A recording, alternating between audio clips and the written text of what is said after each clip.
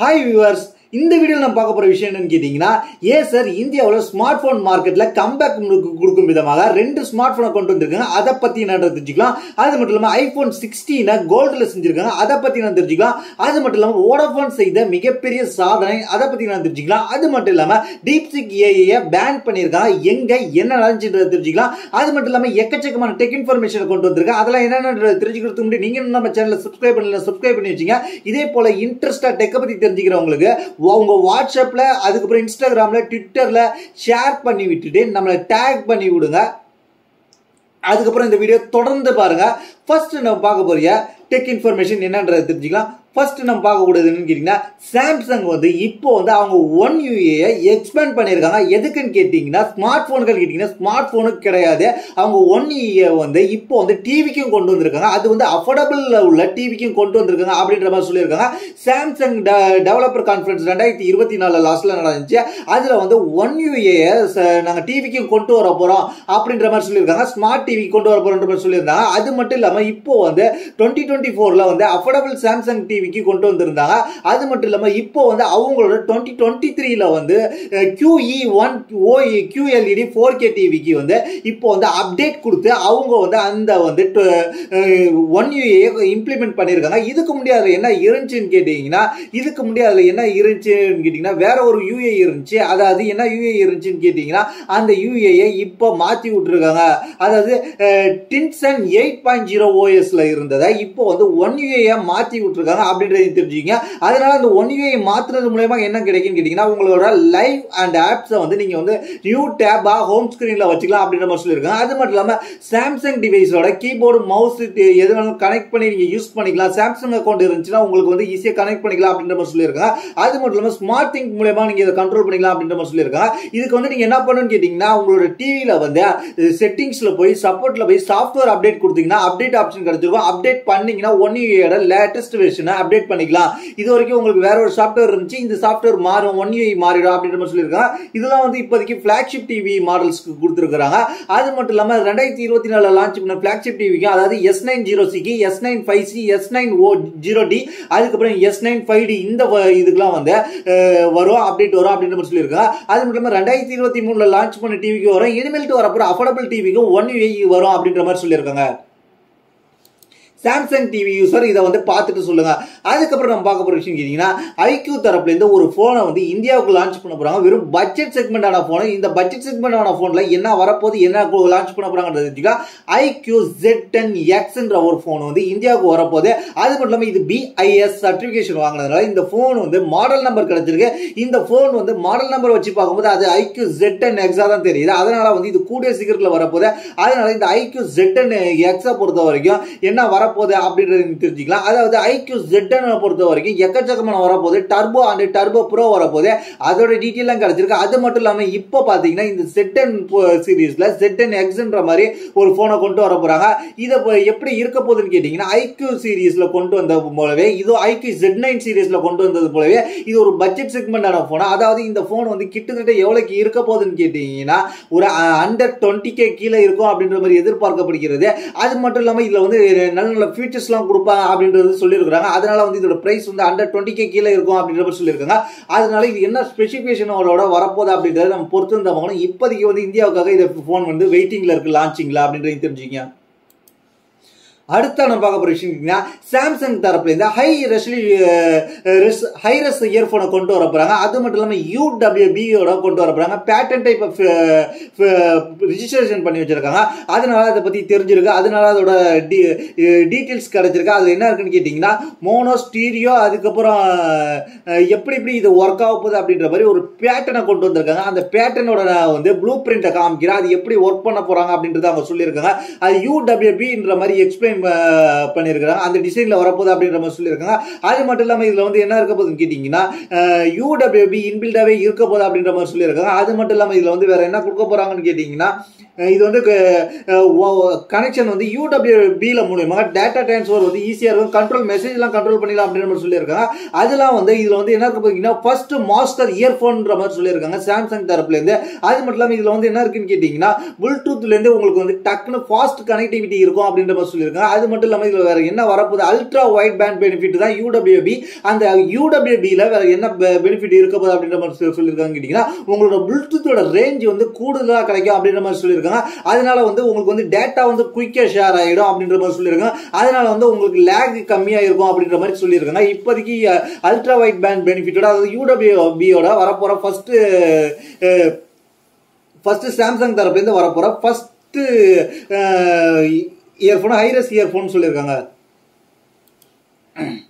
நம்ம அடுத்ததாக பார்க்க போகிற விஷயம் கேட்டிங்கன்னா Asus ZenFone 12 Ultraவோட டீசர் கிடைச்சிருக்கு. அந்த டீசரில் நம்ம என்னென்ன பார்க்க முடிஞ்சு அப்படின்றது தெரிஞ்சுங்களா.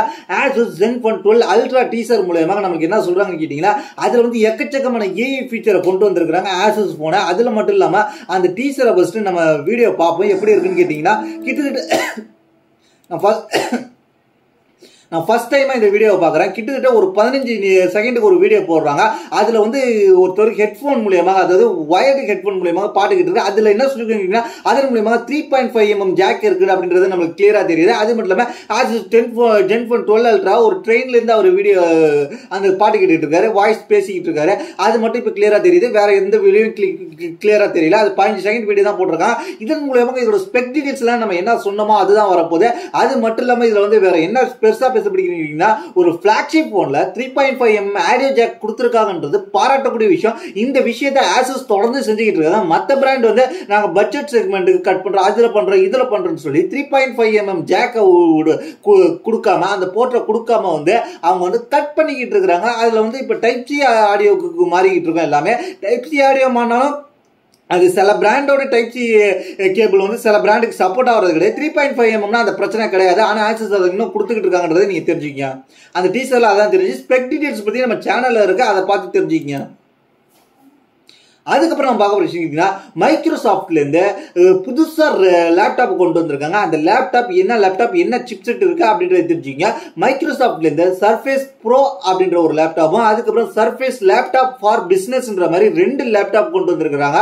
2 லேப்டாப்லையும் என்ன கேட்டீங்கன்னா மைக்ரோசாஃப்டோட ஓன் லேப்டாப். இதுல வந்து எக்கச்சக்கமான ஏஐ ஆப்ஷன் இருக்கு. இது வந்து கார்ப்பரேட் ஏஐயோட இது வரப்போகுது. அதனால உங்களுக்கு வந்து இதுல வந்து எக்கச்சக்கமான ஆப்ஷன் கிடைக்கும் போது இதோட பிரைஸ் என்னன்றதை தெரிஞ்சுக்கிறதுக்கு இதுல என்ன கொடுத்துருக்காங்க கேட்டீங்கன்னா மைக்ரோசாஃப்ட் சர்ஃபேஸ் ப்ரோ லேப்டாப் பொறுத்த வரைக்கும் 13 இன்ச் ஸ்கிரீன் கொடுத்துருக்காங்க. அது மட்டும் இல்லாம எல்சிடி டிஸ்பிளே கொடுத்துருக்காங்க. அது மட்டும் இல்லாம இதுல வந்து எல்சிடி ஆப்ஷன் இருக்கு, ஓஎல்டி ஆப்ஷன் இருக்கு. உங்களுக்கு எது வேணுமோ அதை நீங்க பொறுத்து நீங்க சூஸ் பண்ணிக்கலாம். பட்ஜெட் செக்மெண்ட் மாறும் அப்படின்னு சொல்லிருக்காங்க. அது மட்டும் இல்லாம 120 Hz ரெஃப்ரெஷ் ரேட்டோட வரப்போது, 900 nits பீக் பிரைட்னஸோட வரப்போது அப்படின்ற சொல்லிருக்காங்க. இதுல டால்பி விஷன் IQ சர்டிபிகேட் வாங்கியிருக்காங்க. அது இல்லாம கார்னர் கோர் 5 ப்ரொடக்ஷனோட வரப்போது. அது மட்டும் இல்லாம இதுல வந்து ப்ராசஸர் பாத்தீங்கன்னா இன்டெல் கோர் அல்ட்ரா 7 2E68V ப்ராசஸரோட வரப்போது.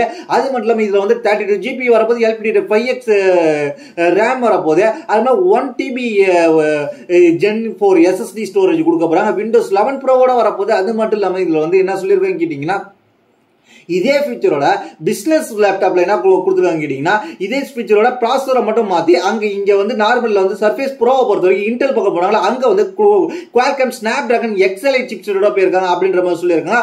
அது மட்டும் இல்லாம மற்றதெல்லாம் சேம் ஃபீச்சர்ஸ் தான். அது மட்டும் இல்லாம இதுல வந்து என்ன கொடுத்துருக்காங்க கேட்டீங்கன்னா 10 megapixel ultra HD rear facing camera கொடுத்துருக்காங்க அப்படின்னு சொல்லியிருக்காங்க. அது மட்டும் இல்லாம US டைப் சி போர்ட் கொடுத்துருக்காங்க, Thunderbolt 4 கொடுத்துருக்காங்க. அது மட்டும் இல்லாம Bluetooth 5.4 கொடுத்துருக்காங்க, Wi-Fi 7 கொடுத்துருக்காங்க, எக்கச்சக்கமா கொடுத்துருக்காங்க அப்படின்னு தெரிஞ்சுங்க.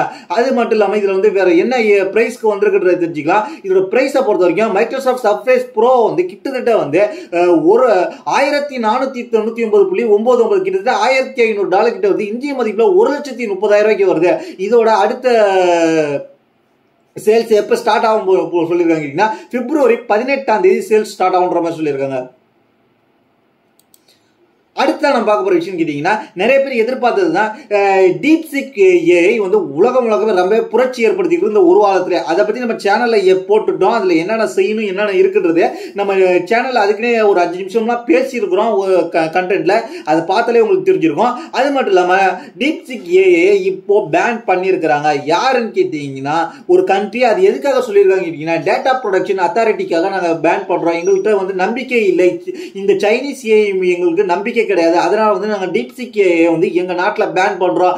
எங்களோட பிளே ஸ்டோர்லயும் எங்களோட ஆப் ஸ்டோர்லயும் இந்த டீப்சிக் ஏஐ வந்து நாங்க கட் பண்ணி விடுறோம். அதனால இப்படி வரக்கூடாது. அதாவது இந்தியாவில் எப்படி டிக்டாக் வந்து பேன் பண்ணாங்களோ, டிக்டாக் எப்படி வந்து இதுல பிளே ஸ்டோர்லயும் இல்ல ஆப் ஸ்டோர்லயும் இல்ல இந்தியா லொகேஷன்ல மட்டும், அதே போல இவங்க வந்து இப்போ வந்து டீப்சிக் ஏஐயும் வந்து கட் பண்ணி விட போறோம் அப்படின்ற இந்தியாவுக்கு கிடையாது, அந்த கண்ட்ரி சொல்லியிருக்காங்க. அது என்ன கண்ட்ரின்றத சொல்றேன்.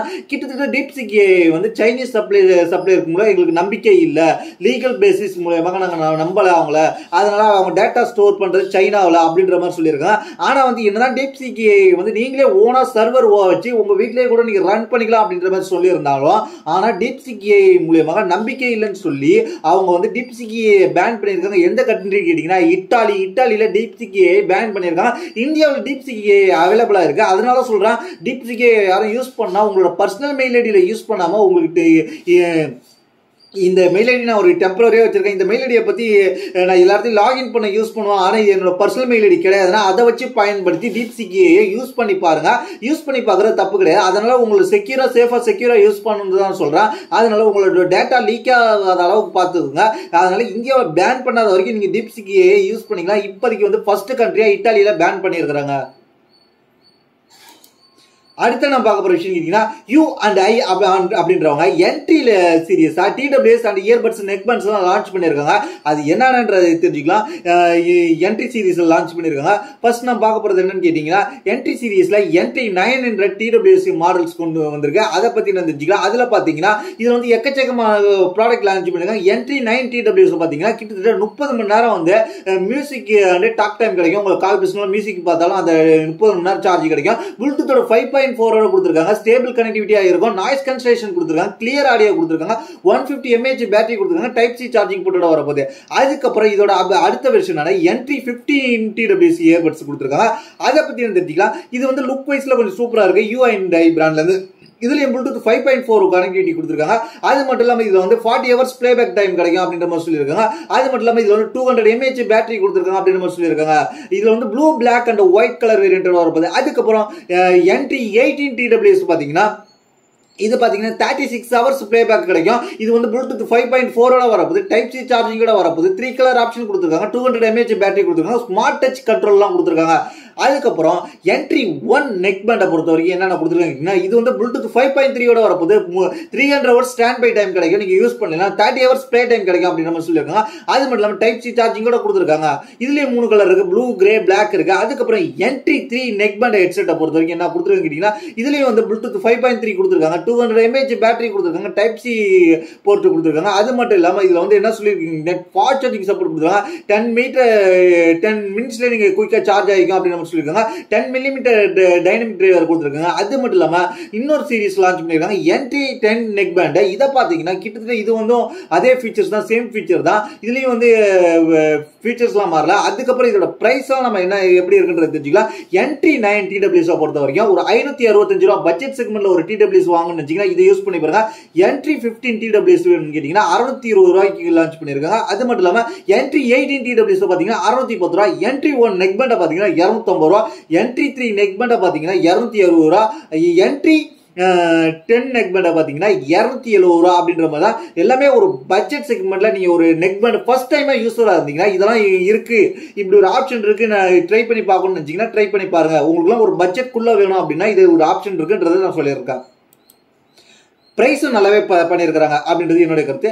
அதுக்கப்புறம் வந்து வோடாஃபோன் ஒரு ஹிஸ்டரியை மேக் பண்ணியிருக்காங்கன்னு சொன்னா அது என்ன ஹிஸ்டரின்னு கேட்டீங்கன்னா வோடாஃபோன் வந்து கிட்டத்தட்ட வந்து வேர்ல்டுலேயே ஃபர்ஸ்ட் சேட்டலைட் மூலமாக வீடியோ கால் பண்ண ஒரே பிராண்ட் இதுதான் அப்படின்ற மாதிரி சொல்லியிருக்காங்க. அது மட்டும் இல்லாமல் என்ன சொல்லியிருக்காங்க கேட்டீங்கன்னா வோடாஃபோன் வந்து 4G and 5G standard smart phone அவங்களோட நெட்வொர்க் மூலமாக 4G and 5G மூலமாக ஒரு ஹிஸ்டாரிக் ஸ்பேஸ் வீடியோ கால் பண்ணியிருக்காங்க அப்படின்னு சொல்லியிருக்காங்க. அது என்ன கேட்டீங்கன்னா ப்ளூ பேர்ட் சேட்டலைட் மூலமாக வோடாஃபோன் வந்து அவங்க வந்து ஸ்பேஸ் நெட்வொர்க்லையும் வராங்க, சேட்டலைட் நெட்வொர்க்கிங்லையும் வராங்க. அதுல வந்து இவங்க ஃபர்ஸ்ட் வீடியோ காலை கொண்டு வந்திருக்காங்க.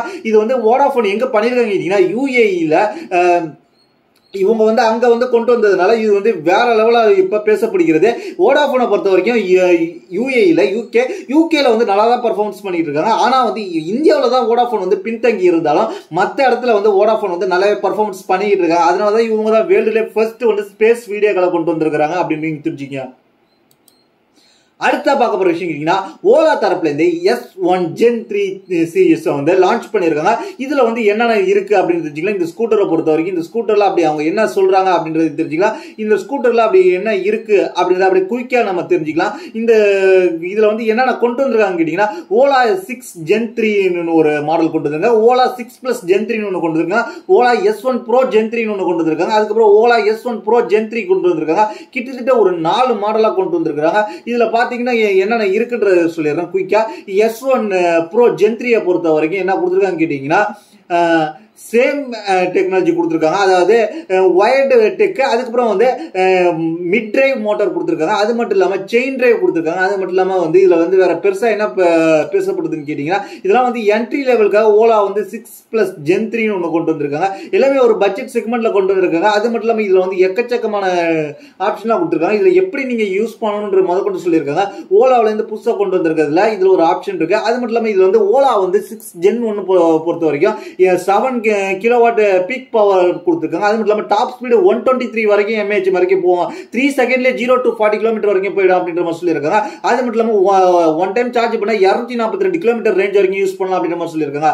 S1 Pro Gen 3 பொறுத்த வரைக்கும் நம்ம பார்க்க போறது எப்படின்னு கேட்டீங்கன்னா அதோட ஸ்பெசிஃபிகேஷன் என்னன்னு கேட்டீங்கன்னா இதுல வந்து என்ன இருக்குன்னு கேட்டீங்கன்னா S1 Pro பொறுத்த வரைக்கும் 11 கிலோவாட் பீக் பவர் கொடுத்துருக்காங்க. 125 கிலோமீட்டர்ஸ் டாப் ஸ்பீட் போகும். அது மட்டும் இல்லாமல் 242 கிலோமீட்டர் வந்து ஒன் டைம் சார்ஜ் மட்டும் போயிடலாம். 2.7 செகண்ட்ல வந்து 0 to 40 கிலோமீட்டர் வந்து ஸ்பீடு கிடைச்சிடும் அப்படின்னு நம்ம சொல்லியிருக்காங்க. இதோட பிரைஸ்லாம் என்னன்றது தெரிஞ்சுக்க. இதோட பிரைஸ் வந்து ஸ்டார்டிங்ல எவ்வளவு இருக்குன்னு கேட்டீங்கன்னா 79,000 இருந்து ஓலா 6 Gen 3 பொறுத்த வரைக்கும் 79,999 ரூபாய் வரைக்கும். அது மட்டும் இல்லாமல் அது பேட்டரியை பொறுத்த வரைக்கும் மாறிக்கிட்டு இருக்கு. 2 கிலோவாட் பேட்டரியை பொறுத்த வரைக்கும் 79,000. அதுக்கப்புறம் 3 கிலோவாட்னா வச்சுக்கோங்க 89,999. அதுக்கப்புறம் 4 கிலோவாட்னா 99,999 அப்படின்னு தெரிஞ்சுங்க. அதுக்கப்புறம் வந்து இதுல வந்து வேற என்ன இருக்குன்னு கேட்டீங்கன்னா ஓலா S1 Pro Gen 3 பொறுத்த வரைக்கும் ஸ்டார்டிங்ல 1,14,999 ரூபாய்க்கு போயிருக்கு. அது மட்டும் இல்லாம ஓலா S1 Pro Plus பொறுத்த வரைக்கும் Gen 3 பொறுத்த வரைக்கும் 1,54,999 ரூபாய் அப்படின்றது தெரிஞ்சுங்க. அடுத்த பார்க்க போற விஷயம் கேட்டீங்கன்னா கூகுள் தரப்புல இருந்து ஜெமினி 2.0 ஃபிளாஷ் ஆப் வந்து அப்டேட் பண்ணிருக்காங்க. ஏன்னு கேட்டீங்கன்னா DeepSeek AI வந்தது மூலமாக எல்லாருமே அவங்களோட அப்டேட் விரைவாக கொடுத்துக்கிட்டு இருக்காங்க. அது மட்டும் இல்லாமல் கூகுள் தரப்புல இருந்து Gemini 2.0 flash and image Gen 3 கொண்டு வந்திருக்காங்க. இதுல வந்து எக்கச்சக்கமான ஆப்ஷன் இருக்க போது அப்படின்னு சொல்லிருக்காங்க. அவைலபிலிட்டி எல்லா யூசரும் கொடுக்குறாங்க. ஏன்னு கேட்டீங்கன்னா இப்போ வந்து 2.0 இவங்களாம் அவங்களோட அடுத்தடுத்த ஜென்ரேஷன் வந்து ப்ரோ யூசருக்கு மட்டும் தான் கொடுத்துக்கிட்டு இருந்தாங்க. காசு கட்டி வாங்குறவங்களுக்கு மட்டும் தான் கொடுத்துருக்காங்க. DeepSeek AI எல்லாருக்கும் ஃப்ரீயா கொடுத்தோம். இவங்களும் பயந்துட்டு தன்னோட அடுத்தடுத்த வெர்ஷனை ஃப்ரீயா கொடுக்க ஆரம்பிச்சிருக்காங்கன்றதை இப்ப தெரிஞ்சுக்கங்க. அடுத்த நம்ம பார்க்க போற விஷயம் கேட்டீங்கன்னா ஐபோன் 16 சீரிஸ் வந்து கோல்டுல மேக் பண்ணிருக்காங்க அப்படின்றது தெரிஞ்சுங்க. கோல்டுல மேக் பண்ணதுனால இதோட ஸ்பெசிஃபிகேஷன் மாறி இருக்கா அப்படின்னு கேட்டீங்கன்னா ஸ்பெசிஃபிகேஷன் மாறல. இதுல என்ன டிசைன்ல மேக் பண்ணிருக்காங்க கேட்டீங்கன்னா இந்த பிட்காயினை பேஸ் பண்ணி பிட்காயின் எப்படி இருக்குமோ அந்த டிசைன்ல கோல்டுல மேக் பண்ணிருக்காங்க. எல்லாமே டிசைன்லாம் ஒண்ணுதான். பேக் பேனல் அப்படியே ஃபுல்லாவே கோல்டுல இருக்கு. கோல்டு மேக் பண்ணிருக்காங்க. இது வந்து கிட்டத்தட்ட எவ்வளவு சொல்லியிருக்காங்க கேட்டீங்கன்னா வெறும் 47 யூனிட் மட்டும் தான் வரப்போகுது. அது மட்டும் இல்லாம USA 47th president Donald Trump பதவியேற்றதுனால இது 47 யூனிட் சேல்ஸ் கொண்டு வந்திருக்கோம். 47 பிரசிடென்ட் பதவியேற்றிருக்காரு. அதனால 47 யூனிட் கொண்டு வந்திருக்கோம் அப்படின்னு சொல்லியிருக்காங்க. IPhone 16 pro and pro max ரெண்டு போனையும் கொண்டு வந்திருக்காங்க. இது பிட்காயின் தீம்ல பேஸ் பண்ணி வந்திருக்கு. அதாவது ஐபோன் 16 ப்ரோ மேக்ஸ் ப்ரோவை பொறுத்த வரைக்கும் கிட்டத்தட்ட எவ்வளவு வருதுன்னு கேட்டீங்கன்னா 1,1130